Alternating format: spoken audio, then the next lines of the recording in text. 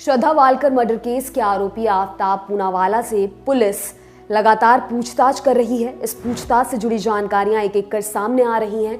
Police के हवाले से बताया गया है कि आफ्ताब से कत्ल करने से लेकर लाश को ठिकाने लगाने तक पूरी वारदात को लेकर सवाल किए गए हैं, जिनके उसने आराम से जवाब दिए। आज तक को इन सवालों और उनके जवाबों की जानकारी पुलिस सूत्रों से मिली है। हम एक एक करके सभी सवाल जवाब आपको बताते हैं। पुलिस, श्रद्धा का कत्ल कब और कैसे किया? आफ्ताब, 18 मई की रात श्रद्धा से झगड़ा हुआ था। इससे पहले भी झगड़ा होता था, मगर उस रोज बात बढ़ गई।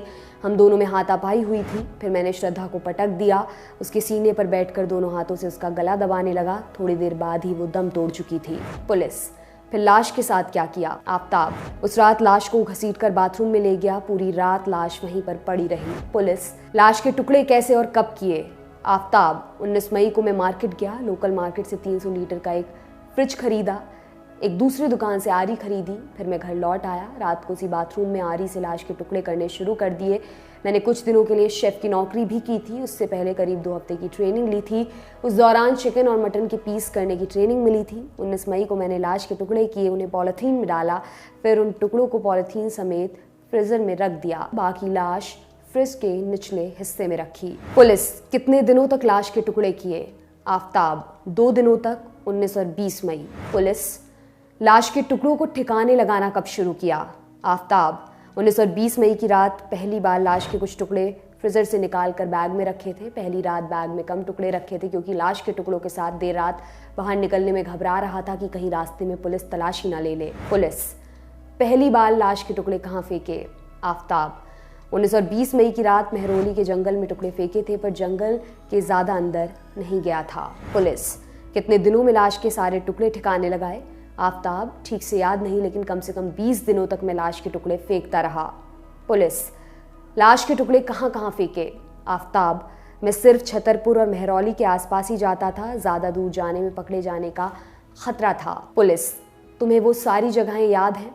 आफ्ताब, नहीं, लेकिन कुछ जगह पता है।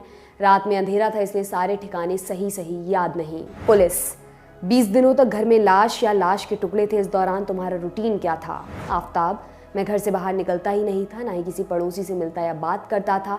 मैं बार बार टुकड़ों को फ्रिज के निचले हिस्से से फ्रीज़र में और फ्रीज़र में रखे टुकड़ों को नीचे रखकर उनकी अदला बदली किया करता था, ताकि लाश की बू बाहर ना आ सके। घर, फ्लोर, बाथरूम, इन सब की केमिकल से सफाई करता था। पुलिस, पूरी लाश ठिकाने लगा देने के बाद तुमने क्या किया? आफ्ताब, मैंने फिर से पूरे घर की सफाई की। खाली होने के बाद फ्रिज को भी केमिकल से अच्छे से साफ किया। बाथरूम, फर्श, दीवार, चादर, कपड़े, हर चीज को धोया और साफ किया। पुलिस, इतनी सफाई क्यों की?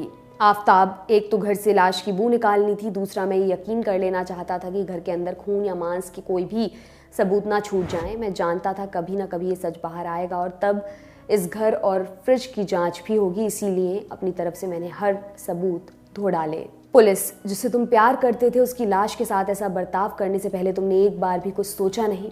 आफ्ताब, नहीं, मुझे गुस्सा आया था, इसलिए मैंने श्रद्धा को मार डाला, लेकिन मैं नहीं चाहता था कि उसकी मौत का सच घर से बाहर जाए। श्रद्धा के घर वाले भी उससे दूर ही रहते थे।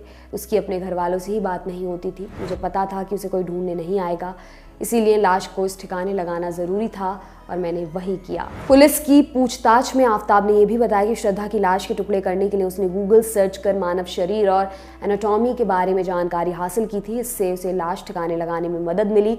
अब पुलिस उसकी गूगल सर्च हिस्ट्री भी निकालने में जुटी हुई है। आपके लिए तमाम जानकारी लेकर आए हैं हमारे साथी दुष्यंत। देखते रहिए दी लल्लन टॉप। शुक्रिया।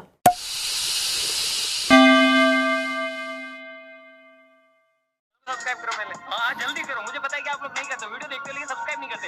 लाल कलर का बटन नहीं से दबाओ, जल्दी दबाओ, जल्दी दबाओ, फिर मैं शुरू करूँ। दबा दो जल्दी, दबा दिया, घंटी भी दबा देना, ठीक है।